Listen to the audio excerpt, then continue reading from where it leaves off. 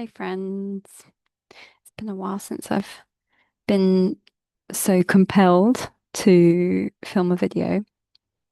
And I know this probably isn't exactly exciting for people, but I feel really called to make slow content, like a conversation with my with tea, you know, just letting myself exist as a human rather than feeling the need to pump out content and perform. And I've got a secret that I want to share.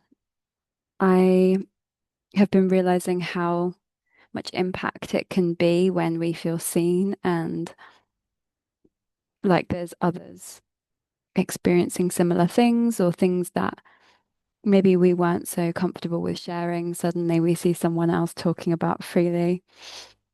We read about it and things kind of shift for us from that point forwards because we're more able to accept that part of ourselves and not feel so much shame around it. So, this is me sharing my secret for today. I feel like I am hypermanic. I've been reading this book called The Hypermanic Edge. It was recommended to me by my business coach.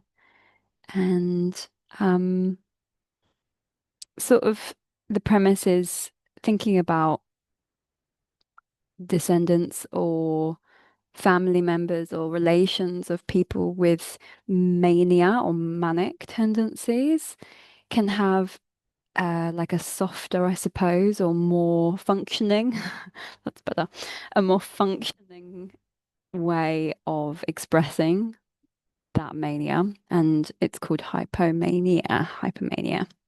The book really focuses on men and specifically like male entrepreneurs, so aka like successful hypomanic people, people who found like a way, a system for themselves um that really functions well for their own frameworks.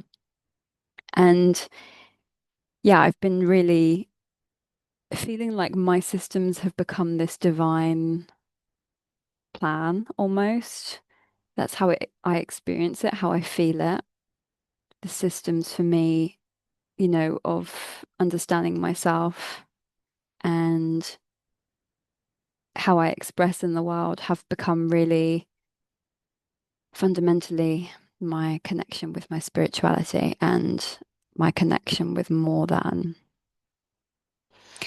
I feel like I had this misconception a long time ago that God was completely separate from self and that God was something that was more powerful than self, was more um externalized, I suppose, almost like the power that I believed other people had over me or instead of me, rather than learning to see everything as an externalized perception of my inner world, my inner receptive nature. Um, because we're all receptors, we're all receiving life, we're all experiencing life from the outside to the inside. And we can't fully know what objective truth is because we are all fundamentally subjective in nature. I think that's the way it needs to be, obviously. That's the way it is. So I've been finding it quite liberating to understand that actually maybe the things that I was attracting into my life in terms of lovers or friends that were very high intensity, people who generally,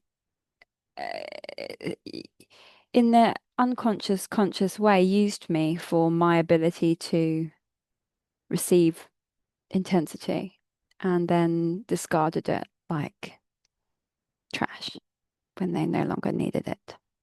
And that's all in my astrology, that's all in the kind of early experiences I was born to have.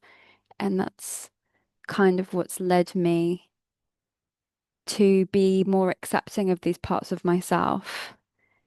The rejection, I think, especially as a woman, that I have had and experienced because of like my passion and ambition and deep desire to change things and unshakable confidence in things that just did not make sense at the time. And I found great success through that avenue. I obviously failed many times also, but I think that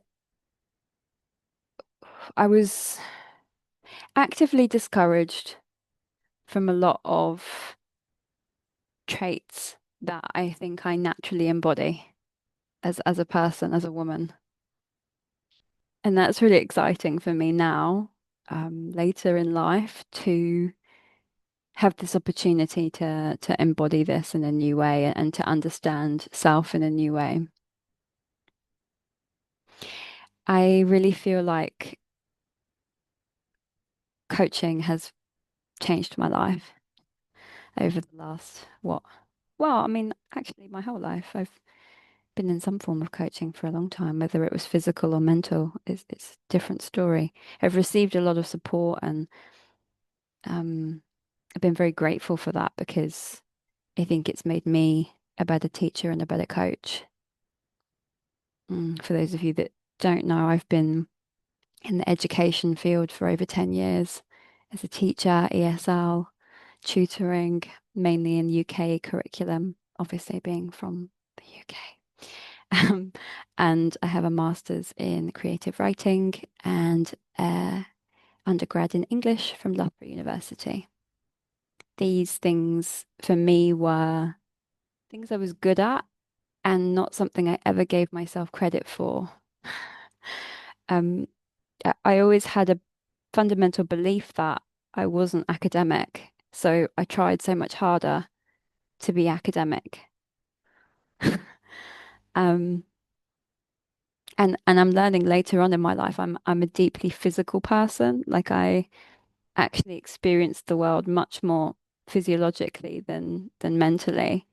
And that's been interesting to begin rewiring my own processes. Maybe it's a part of maturing, I don't know. Only have this body's experience for that one. But uh, yeah, I'm not often understood in either sphere because either I'm too woo-woo for the academic, um the sensation and feeling based experience in which I base my knowing from, or I'm too mentalized, you know, mental heavy in more physical spaces like yoga and acro and dancing. I still have this more um, perhaps problem solving attitude to physicality. So there's this nuance of like life recognition that happens within me. And I can't be the only person in the world that has this, of course. And I can't be the only person who um, accepts this and actually really deeply appreciates this about themselves. I've given up trying to fit into different communities where, you know, I'm almost encouraged to shine and I'm encouraged to be present and be a part of something. But there's still an overlap there between what is authentically myself and what I'm experiencing, what I'm being exposed to in external communities. And I think I've been kind of moving away from building my own community these past couple of years while I've been really honing in on what is it I want to create. Um, yeah, again, coming back to this educational aspect, because of that exposure and because of my experiences, it led me into the coaching and it led me into tarot reading and it led me into really deeply desiring connection with people. Um, but I don't want to come at it from the trauma side of things because I deeply believe that therapy and, trauma-informed coaching has its place and it has served me deeply. And I found my own processes that work for me. But I really feel that I work with alchemy. I work with the belief, the fundamental core belief that that was my gift and that it's not something that I am going to be fearful of and in rejection of, but I will make my superpower. It will be the reason I am successful. It will be the reason I define success in the way in which I am defining success. So, as I'm learning to refine my messaging around coaching offers, I wanted to explain a little bit about devotional playtime, which is my core offer and my heart's baby, something that I've been moving through my whole life. And it again stems from this deep belief that trauma and pain are part of life's fundamental experience. And that even when things are deeply challenging and deeply hard, my gift is to learn to play through that like a child, like finding the art, the kink, the expression of that pain in a way that is expressed into the world a way that it's not been expressed by another being. We have echoes of each other and we have connections with each other, but every pathway is deeply unique. And because I am a reflector of human design, I feel like I'm deeply connected to my clients and friends and loved ones and attuned to their needs in a way that actually, if I'm not careful, interferes with my own flow. It becomes stronger than mine because I have no set energy centers. So I have to find practices that have really honed in for me. And I think because of that, that helps me really deeply tune into where someone else is in relationship with not just their journey, but the journey we're moving through collectively. Devotional playtime is a way of life and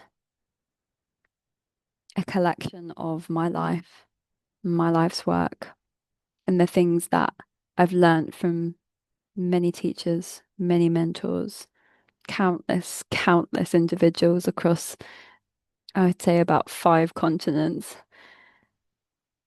and maybe more, because